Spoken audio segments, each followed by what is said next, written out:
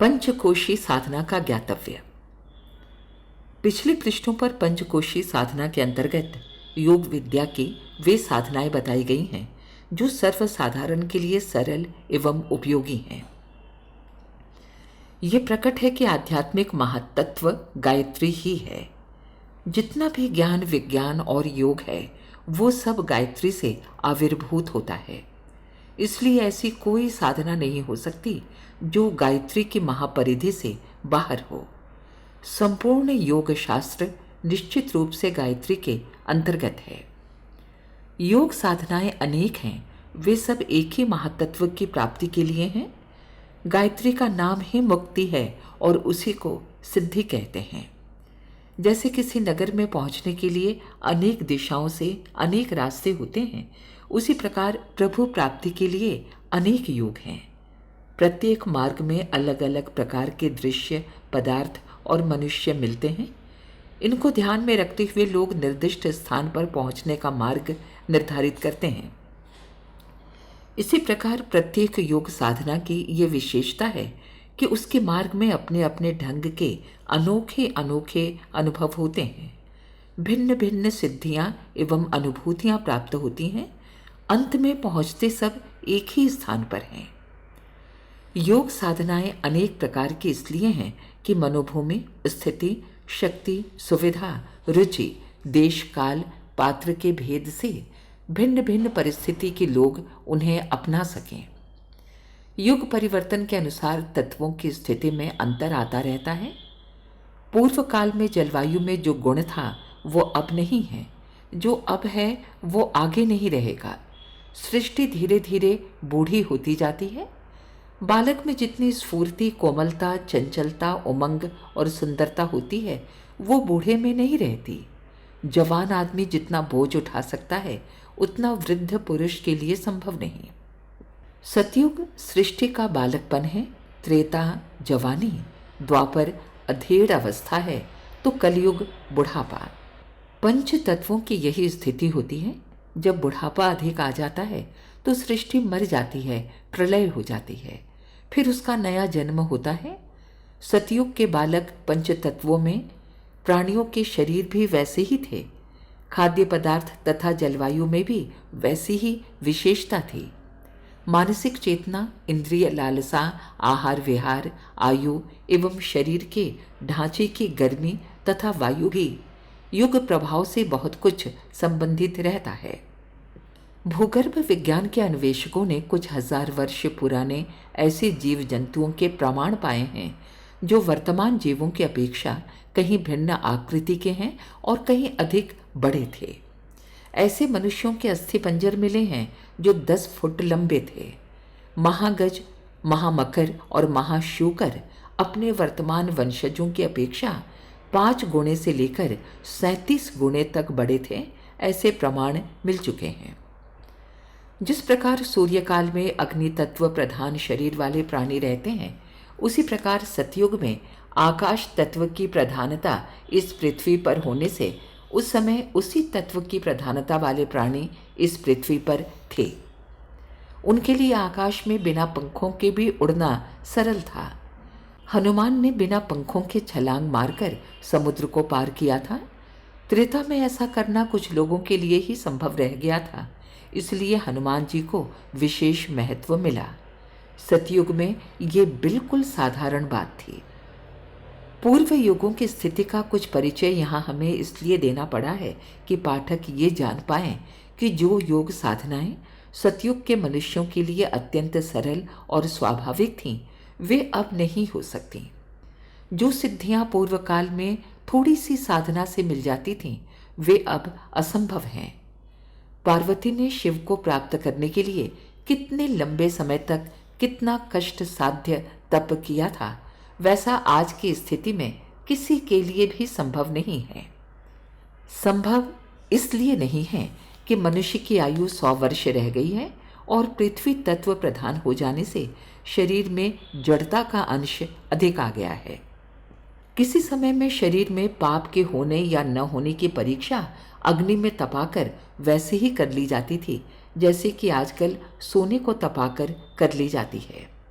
सीता जी ने हंसते हंसते उस प्रकार की अग्नि परीक्षा दी थी और उनके शरीर को जरा भी कष्ट नहीं हुआ था। पर आज तो परम साध्वी का शरीर भी अग्नि से जले बिना नहीं रह सकता। कलयुग में सती प्रथा का इसलिए निषेध है कि पति की चिता पर जलने से आज कोई स्त्री कष्ट पीड़ित हुए बिना नहीं रह सकती। इसलिए पूर्व काल की सतियों के भांति वो पति को शांति देना तो दूर, उल्टे अपने आर्तनाद से पति की आत्मा को अत्यंत दुख और नारकीय व्यथा में डुबो देती है। कहने का तात्पर्य केवल इतना ही है कि युग की स्थिति के अनुसार योग साधना का मार्ग और परिणाम बदल जाता है। इसलिए साधना क्रमों की व्यवस्था और विधि विधान में अंतर पड़ता जाता है। इस युग के तत्ववेत्ता अपनी सूक्ष्म दृष्टि से अन्वेषण करके ये निश्चय करते हैं कि आज की स्थिति में कौन सा साधन आवश्यक है और किस प्रकृति का, किस मनोभूमि का साधक किस साधना को ठीक प्रकार कर सकेगा। ये निर्णय ठीक ना हो तो योग साधना से कई बार लाभ के बदले उल्टी हानि होती देखी जाती है। ऐसी अनेक दुर्घटनाएं हमने अपनी आंखों से देखी हैं। प्राण को ब्रह्मांड में चढ़ाकर वापस लौटाने की क्रिया से अपरिचित होने के कारण एक साधक की आधे घंटे में मृत्यु हो गई थी। एक सज्जन कुंडलिनी जागरण के सिलसिले में पक्षाघात के चंगुल में फंस गए। कुंडलिनी का कूर्म मेरु जरा सा विचलित हुआ था कि वे पिंगला में कृकल प्राण को प्रवेश कराने लगे। फलस्वरूप वायु कुपित हो गई और लकवा से उनके हाथ पांव जकड़े गए। गायत्री मंत्र की साधना करते हुए प्राण कोश की हिंसरा को एक सज्जन जगा रहे थे। किसी दूसरे पर घात चलाने का उनका इरादा था, पर हिंसरा जागृत नहीं हो सकी और भूल से उनके वाम पार्श्व में रहने वाला त्रियक अणु फट गया और मुंह और नाक से खून निकलने लगा। 3 सेर खून निकल जाने से उनकी मृत्यु 40 मिनट के भीतर हो गई। हठ योग की हम अधिक चर्चा सुनते हैं क्योंकि वो निकट भूत में कलयुग के प्रारंभ में काफी क्रियाशील था। नागार्जुन हठ योग को पूर्ण सिद्ध कर चुके थे। नाथ संप्रदाय के आचार्य गोरखनाथ और मत्स्येंद्र नाथ पूर्ण हठ योगी थे। बौद्ध काल में महायान, वज्रयान आदि का प्रचलन था, पर अब हठ योग का समय भी बीत चुका है। स्वस्थ हठ योगी जहां तहां ही एकाध देख पड़ता है। षटकर्म, नेति, धोती, वस्ती, न्योली, बजरोली, कपालभाति करते हुए कितने ही साधक हमने उदर रोगों से ग्रस्त देखे हैं। नासिका से होकर सूत की डोरी चढ़ाते हुए एक सज्जन अपने नेत्र खो बैठे। मुंह में कपड़े की पट्टी पेट में पहुंचाने की क्रिया आरंभ करते हुए एक सज्जन संग्रहणी में ग्रस्त हुए और फिर उस रोग से उन्हें छुटकारा नहीं मिल सका। बजरोली क्रिया करने वाले अक्सर बहुमूत्र और गुर्दे की सूजन से ग्रसित हो जाते हैं। कारण यह है कि साधक की स्थिति का भली प्रकार निरीक्षण किए बिना यदि उसकी प्रकृति से विपरीत साधन बता दिया जाए तो इससे उसका अहित ही हो सकता है। कई साधक ऐसे दुस्साहसी, अहंकारी और जल्दबाज होते हैं कि बिना उपयुक्त पथ प्रदर्शक की सलाह लिए अपनी मर्जी से कहीं पढ़ सुनकर मनमानी साधना करने लगते हैं, मनमाने लाभों की कल्पना कर लेते हैं, मनमानी विधि व्यवस्था रख लेते हैं। इससे उन्हें लाभ के स्थान पर हानि ही अधिक होती है। इन्हीं कारणों से योग मार्ग में गुरु का होना आवश्यक माना गया। इस पुस्तक में पंचकोशों की साधना की चर्चा करते हुए गायत्री योग का उल्लेख किया गया है। उनमें किन्हीं योग क्रियाओं की बिल्कुल चर्चा नहीं की गई है, यद्यपि वे भी इन्हीं 5 के अंतर्गत हैं। कारण यह है कि जो साधनाएं द्वापर, त्रेता, सतयुग आदि पूर्व युगों के उपयुक्त थीं, जिन्हें आकाश, अग्नि, वायु एवं जल प्रधान शरीरों वाले साधक ही आसानी से कर सकते थे, उनकी चर्चा इस सर्वसाधारण के लिए लिखी गई पुस्तक में अनावश्यक ही नहीं अनुचित भी होती, क्योंकि संभव है कि कोई व्यक्ति उस आधार पर साधना करने लगते तो उससे उन्हें लाभ तो कुछ नहीं होता, उल्टे समय का अपव्यय, निराशा, अश्रद्धा, अरुचि एवं कोई हानि हो जाने का भय बना रहता। इसीलिए उन्हीं साधनाओं की चर्चा की गई है जो आज की स्थिति में भी उपयुक्त हो सकती हैं। जिन साधनाओं का वर्णन किया गया है उनके संबंध में यह कहा जा सकता है कि ये संक्षिप्त रूप से लिखी गई हैं और उनका पूरा विधि विधान समस्त नियमोपनियम नहीं बताए गए हैं। इसका कारण यह है कि एक प्रकार के योग की ही सबके लिए एक विधि व्यवस्था नहीं हो सकती। नाद योग को सब लोग एक विधि से नहीं साध सकते। उष्ण प्रकृति वालों को अस्थिर, चंचल, अनेक ध्वनियों का मिला हुआ नाद सुनाई देता है। ऐसे साधक को वे उपाय बताए जाते हैं जिससे उनकी उष्णता शांत हो और दिव्य ध्वनियां ठीक से सुनाई देने लगें। इसके विपरीत जिनकी प्रकृति शीत प्रधान है, उनको अनाहत नाद बहुत मंद, रुक रुक कर देर में सुनाई पड़ते हैं। उनकी दिव्य कर्णेंद्रियों को उष्णता प्रधान साधनों से उत्तेजित करके इस योग्य बनाना पड़ता है जिससे नाद भली प्रकार खुल जाए। जैसे शीत और उष्ण प्रकृति के दो भेद बताए गए हैं, वैसे और भी अनेक भेद उपभेद हैं जिनके कारण एक ही साधना के लिए अनेक प्रकार के नियम उपनियम बनाने पड़ते हैं। ऐसी दशा में ये संभव नहीं कि समस्त प्रकार की प्रकृति वाले मनुष्यों की परिस्थिति भेद के कारण किए जाने वाले समस्त विधानों का एक पुस्तक में उल्लेख हो सके। चिकित्सा शास्त्र में निदान, निघंटु तथा औषधि निर्माण का विस्तृत उल्लेख मिलता है, परंतु ऐसा कोई ग्रंथ अब तक नहीं छपा जिसमें समस्त रोगों के रोगियों का समस्त परिस्थितियों के अनुसार समस्त चिकित्सा विधियों का वर्णन मिलता हो। यही बात योग साधना के संबंध में भी लागू होती है। यदि किसी एक छोटी साधना के संबंध में भी साधक भेद से उसके अंतरों को लिखा जाए तो एक भारी ग्रंथ बन सकता है, फिर भी वो ग्रंथ अपूर्ण रहेगा। ऐसी स्थिति में गायत्री की पंचमुखी साधना के अंतर्गत जो साधनाएं इस पुस्तक में लिखी गई हैं, वे मोटे तौर पर भली प्रकार समझकर ही लिखी गई हैं, फिर भी उनमें अपूर्णता का दोष तो होगा ही। ये आवश्यक नहीं कि पंचकोशों के अंतर्गत आने वाली सभी साधनाएं करने पर जीवनोद्देश्य प्राप्त हो। जिस साधक की जिस कोश में वर्तमान स्थिति है, वो उसी कोश की सीमा में बताई गई साधना करके अपने बंधन खोल सकता है। इस पुस्तक में 24 से अधिक साधनाएं बताई गई हैं।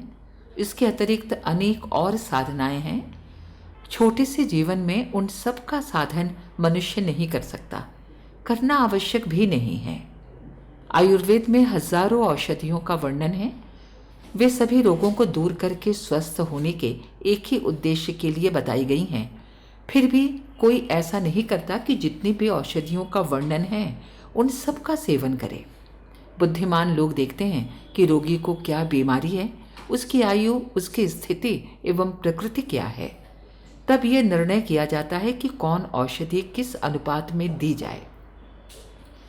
कई बार थोड़ी थोड़ी करके कई औषधियों का मिश्रण करके देना होता है। साधना के संबंध में भी यही बात है। अपनी मनोभूमि के अनुसार साधना का चुनाव आवश्यक है। जो लोग सबको एक ही लकड़ी से हाँकते हैं, सब धान 22 पसेरी तौलते हैं, वे भारी भूल करते हैं। रोगी अपने आप अपने लिए औषधि का निर्णय नहीं कर सकता। कोई वैद्य या डॉक्टर बीमार पड़ता है, वो भी किसी कुशल चिकित्सक से ही अपना इलाज कराता है। कारण यह है कि अपने आप को समझना सबके लिए बड़ा कठिन है। अक्सर लोग दूसरों की बुराई किया करते हैं, पर अपनी गलतियां उनको नहीं सूझती। दूसरों की आंख हमें दिखाई पड़ती है, पर अपनी आंख को आप नहीं देख सकते। अपनी आंख की बात जाननी हो तो किसी दूसरे से पूछना पड़ेगा या दर्पण की मदद लेनी पड़ेगी। यही बात अपनी मनोभूमि को परखने और उसके उपयुक्त उपचार ढूंढने के बारे में भी है। इसमें किसी दूसरे अनुभवी मनुष्य की सहायता आवश्यक है। इस आवश्यक सहायता का सुव्यवस्था का नाम गुरु का वरण है। अच्छा पथ प्रदर्शक मिल जाना आधी सफलता मिल जाने के बराबर है। इन साधनाओं का अधिकार प्रत्येक व्यक्ति को है। स्त्री, पुरुष, बाल, वृद्ध की स्थिति भेद से साधना विधियों में अंतर होता है, परंतु ऐसा कोई प्रतिबंध नहीं है कि गायत्री साधना से अमुक वर्ग को वंचित रखा जाए। माता के सभी पुत्र हैं, उसे अपने सभी बालकों पर समान ममता है। सबको वो भरपूर दुलार करती है और सभी को अपना पेय पान कराना चाहती है। कोई माता ऐसा नहीं करती कि अपने पुत्र को तो पेय पान कराए और कन्या जन्मे तो उसे धुतकार दे। ऐसा दुर्व्यवहार न मनुष्यों में होता है और न पक्षियों में। फिर परम दिव्य सत्ता ऐसा पक्षपात भेदभाव करेगी, इसकी कल्पना भी नहीं की जानी चाहिए। पूर्व काल में अनेक ब्रह्मवादिनी परम योगिनी महिलाएं हुई हैं। वेदांत कार्य में सदैव पुरुषों की वामांग बनकर समान रूप से भाग लेती रही हैं। माता के सभी पुत्र बिना किसी भेदभाव के उसकी उपासना कर सकते हैं और प्रसन्नता पूर्वक उसका स्नेह एवं आशीर्वाद प्राप्त कर सकते हैं। आधुनिक परिस्थितियों में से जो साधनाएं सध सकें उन्हें ही अपनाना उचित है। अब पूर्व काल के सतयोग आदि गुणों की सी स्थिति नहीं है, इसलिए वैसे योग साधन भी नहीं हो सकते और उन साधनाओं के फलस्वरूप वैसी सिद्धियां भी नहीं मिल सकती जैसी कि उन युगों में प्राप्त थी। अणिमा, लघिमा, महिमा आदि जिन सिद्धियों का योग ग्रंथों में वर्णन है वे पूर्व युगों की ही हैं। शरीर को अत्यंत छोटा कर लेना, अत्यंत बड़ा बना लेना, अदृश्य हो जाना, शरीर बदल लेना, आकाश में उड़ना, पानी पर चलना जैसी शरीर संबंधी सिद्धियां आकाश तत्व प्रधान शरीर और युग अर्थात दूसरे युगों में ही होती थीं। त्रेता में बिना यंत्रों की आत्मिक शक्ति से वे सब काम होते थे जो आज वैज्ञानिक यंत्रों द्वारा होते हैं।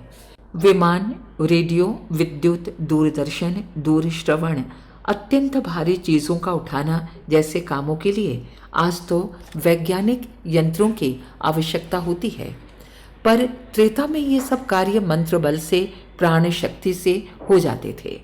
रावण, कुंभकर्ण, मेघनाथ, हनुमान, नल, नील आदि के चरित्र पढ़ने से पता चलता है कि वे प्रकृति की उन विज्ञानभूत सूक्ष्म शक्तियों से मनमाना काम लेते थे जितना आज बहुमूल्य यंत्रों द्वारा बहुत थोड़ा उपयोग संभव हो सकता है। महाभारत में दिव्य अस्त्र शस्त्रों का वर्णन मिलता है। शब्द भेदी वाण, अग्नि अस्त्र, वरुण अस्त्र, वायु अस्त्र, सम्मोहन अस्त्र, चक्र, सुदर्शन आदि का प्रयोग उस युद्ध में हुआ था। उस काल में मनुष्यों और पशु पक्षियों में विचारों का आदान प्रदान संभव रहा। पशु पक्षी और मनुष्यों की वाणी में उच्चारण का अंतर था, पर दोनों के शरीर में अग्नि तत्व तथा जल तत्व की सूक्ष्मता पर्याप्त मात्रा में रहने से एक दूसरे से अपने विचारों का भली भांति आदान प्रदान कर लेते थे। त्रेता तथा द्वापर की ऐसी अनेक कथाएं उपलब्ध हैं जिनमें मनुष्यों तथा पशु पक्षियों के संभाषण के विस्तृत उल्लेख हैं। इस युग में प्रकृति का अंतराल पहले की भांति सूक्ष्म नहीं रहा है। सृष्टि का बालकपन समाप्त हो गया है और वृद्धावस्था आ रही है। इन दिनों जल तत्व और पृथ्वी तत्व की मिश्रित संधि चल रही है। जल तत्व घटता जा रहा है और पृथ्वी तत्व बढ़ता जा रहा है। जल तत्व का गुण मन है। ऊंचे उठे हुए आध्यात्मिक महापुरुषों में आज मनोबल विकसित पाया जाता है। उनमें विचार शक्ति, इच्छा शक्ति और प्रेरणा शक्ति अब भी पर्याप्त है। इस मनोबल के द्वारा वे अपने तथा दूसरों का बहुत कुछ हित साधन कर सकते हैं। इस युग में बुद्ध, ईसा, मोहम्मद, गांधी, कार्ल मार्क्स आदि महापुरुषों ने अपनी प्रचंड प्रेरणा शक्ति से संसार को बहुत हद तक प्रभावित किया है। मेस्मेरिज्म मनोबल का ही एक खेल है। दूसरों को अपने विचार देना, उनके विचार जानना या किसी के विचार परिवर्तन करना, ये मनोबल की सिद्धियां हैं। और भी कितनी ही छोटी मोटी सिद्धियां इन दिनों हो सकती हैं जिनका इस पुस्तक में यत्र तत्र वर्णन किया गया है। कई सिद्ध पुरुष कभी कभी ऐसे भी मिल जाते हैं जिन्हें पूर्व युगों की भांति सिद्धियां प्राप्त होती हैं, पर अब उनकी संख्या नहीं के बराबर है। जल तत्व घट रहा है, इसलिए आध्यात्मिक पुरुष प्रयत्न करके मनोबल ही संपादित कर पाते हैं। धीरे धीरे ये भी कम होता जाएगा और पृथ्वी तत्व की जड़ता व्यापक हो जाएगी, तो केवल शरीर बल ही लोगों की विशेषता रह जाएगी। आगे चलकर जो शारीरिक दृष्टि से शक्तिशाली होगा उसे ही तत्कालीन सिद्ध पुरुष माना जाएगा। कई व्यक्ति योग साधना द्वारा ऐसे चमत्कार प्राप्त करने की फिराक में रहते हैं कि लोगों को आश्चर्य में डालकर उन पर अपनी महत्ता की छाप जमा सकें। इसी उधेड़ बुन में वे इधर उधर फिरते हैं और धूर्तों के चंगुल में पड़कर अपना बहुत सा समय और धन बर्बाद करते हैं। हमने स्वयं चमत्कारी सिद्धि की खोज में अपने जीवन का बहुत बड़ा भाग लगाया है। एक दो अज्ञात रहने वाले महापुरुषों के अतिरिक्त हमें सभी चमत्कारी लोगों में धूर्तता ही मिली। अपने पाठकों और अपने श्रोताओं को हमारी सलाह है कि वे चमत्कारी बनने की बाल क्रीड़ा में न उलझें, क्योंकि पहले तो वर्तमान युग ही ऐसी सिद्धियों के अनुकूल नहीं है, फिर कदाचित बहुत परिश्रम से कुछ मिले भी तो बहुमूल्य परिश्रम की तुलना में वो अत्यंत तुच्छ होगा। बाजीगर कैसे कैसे खेल दिखाते हैं, सर्कस वाले लोगों को हैरत में डाल देते हैं, पर इससे वे क्षणिक कौतूहल और मनोरंजन के अतिरिक्त और कुछ नहीं कर पाते। ये सब बच्चों की सी बातें हैं, इस ओर किसी बुद्धिमान की प्रवृत्ति नहीं हो सकती। गायत्री की पंचमुखी योग साधना का वर्णन इस पुस्तक में किया गया है। इन साधनाओं से साधक की अंत चेतनाओं का आविष्कार होता है, मन और शरीर के विकार दूर होते हैं, इच्छा, रुचि, आकांक्षा, भावना, बुद्धि, विवेक, गुण, स्वभाव, विचारधारा, कार्य प्रणाली आदि में ऐसा भी अद्भुत सत्वगुणी परिवर्तन होता है जिसके कारण जीवन की सभी दिशाएं आनंद से परिपूर्ण हो जाती हैं। उसे स्वास्थ्य, धन, विद्या, चतुराई एवं सहयोग की कमी नहीं रहती। इन वस्तुओं को पर्याप्त मात्रा में उपलब्ध करके वे सम्मान, कीर्ति, प्रेम एवं शांति के साथ जीवन यापन करते हैं। इसके अतिरिक्त आंतरिक जीवन की, आत्मकल्याण की अमूल्य सिद्धियां प्राप्त होती हैं। इनकी तुलना में सारे चमत्कार, कौतूहल, आश्चर्यजनक कृत्य मिलकर तराजू के पासंग के बराबर भी महत्ता नहीं रखते।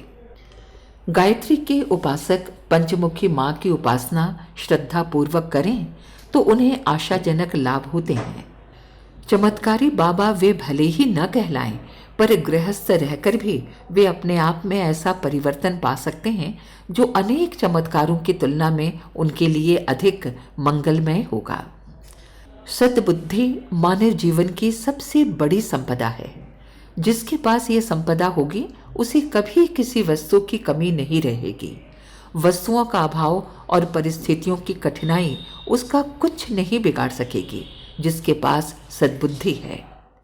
गायत्री सद्बुद्धि का महामंत्र है। इस मंत्र द्वारा साधक को उस दिव्य शक्ति की प्राप्ति होती है जो संसार के समस्त सौभाग्यों की जननी है।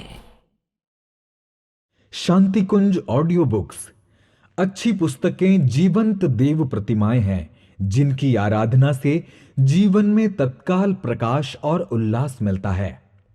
आज की भागदौड़ भरी जिंदगी में पुस्तकों को पढ़ पाना एक असंभव सा दिखने वाला काम है, जिसके कारण ऋषियों मनीषियों के द्वारा अनुभूत ज्ञान को हम जान नहीं पाते और जीवन की अनेक समस्याओं में खुद को घिरा महसूस करते हैं। आपकी व्यस्तता भरी दिनचर्या में प्रतिदिन थोड़ा थोड़ा ज्ञान विस्तार होता रहे, साथ ही जीवन की अनेक समस्याओं का समाधान प्रतिदिन आपको मिलता रहे, इसके लिए शांति कुंज हरिद्वार आपके लिए लेकर आया है युग ऋषि परम पूज्य गुरुदेव पंडित श्री राम शर्मा आचार्य जी एवं वंदनीय माता भगवती देवी शर्मा द्वारा लिखित सत्साहित्यों का ऑडियो बुक्स। इन ऑडियो बुक्स को आप अपने आराम के क्षणों में, कार ड्राइव करते समय, बस या ट्रेन में यात्रा के दौरान या रात्रि विश्राम के पहले सुन सकते हैं। इन ऑडियो बुक्स को सुनने के लिए आप YouTube पर हमारे चैनल शांति कुंज ऑडियो बुक्स को अवश्य सब्सक्राइब करें।